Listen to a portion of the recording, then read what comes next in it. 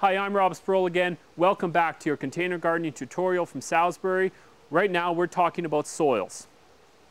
There's a lot of different soils to choose from, a lot of different additives and things like that. Sometimes it can get complicated, so I'm going to help you break it down. Soils may not be the most exciting part of putting your container garden together. We'll get to that, but it's very, very important. Soil is to a plant like air is to us. It's so important. So we're going to talk about different soil. There's lots of different soils on the market. There's sea soil, there's Groundskeeper's Pride, this is the organic soil. There's lots out there. So how do I take this and how do I use it to make that? Well, here's how. Here's a few additives or a few soils that you can use. This is called ProMix, and ProMix is what we use in all of our production. It's wonderful stuff. There's good big fibers in it. There's lots of good stuff in it. It's a soilless medium. There's actually no topsoil in it. There's actually no topsoil in it. It's mostly peat moss. There's some sand in there. There's some perlite. But again, we use it for everything. We plant 5 acres with ProMix because it's such a great medium. You will find that ProMix tends to dry out a little faster, but that's good. You want your plants to dry out faster and apply water more. The more circulation you have, the more those roots are going to be prompted to grow and fed and prompted to grow. It's that cycle that's going to create the healthiest root system. There's a few different types of ProMix. There's PGX, which is used for seedlings only. It's very high porosity. There's a BX, which is an all-purpose, and there's an HP. HP stands for high porosity. That's what you want for that. You want on good high porosity. High porosity ProMix has the most fibers. It has the biggest stuff. It's like the Harvest Crunch of ProMix, of soils. The next soil is a soil medium, and this is Miracle-Gro potting soil. This is a good soil medium.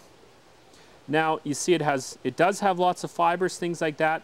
We don't use it as much. We don't use it. We use the ProMix, but it is still a very good medium for your container garden. I might cut this with a little bit of peat moss. I like the peat moss, so I might cut it with a little bit of peat moss or a little bit of perlite just to air it out a bit.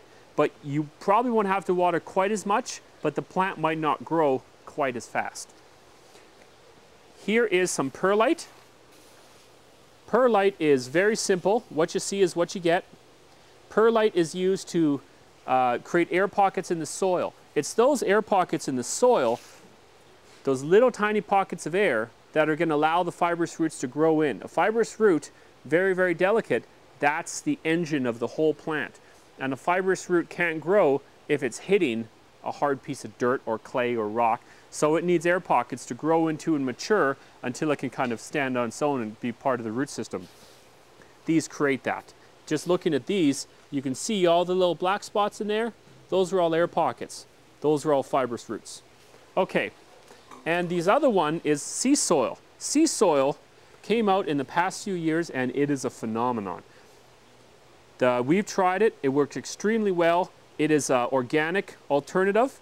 It's made from the bottom of the sea, and again, big stuff, big air pockets, a lot darker than the other soils, but a lot of people plant their container garden straight into that or their garden, and they swear by it. It also has micronutrients of fertilizer, a little like steer manure.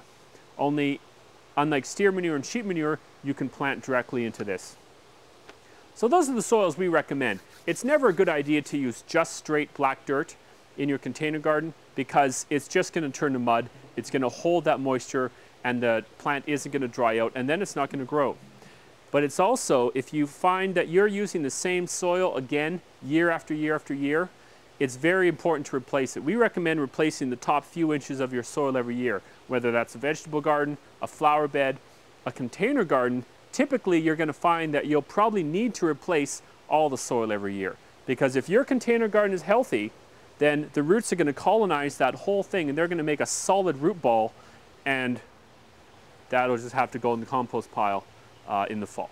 So that's a little bit about soils for this stage of your container gardening tutorial.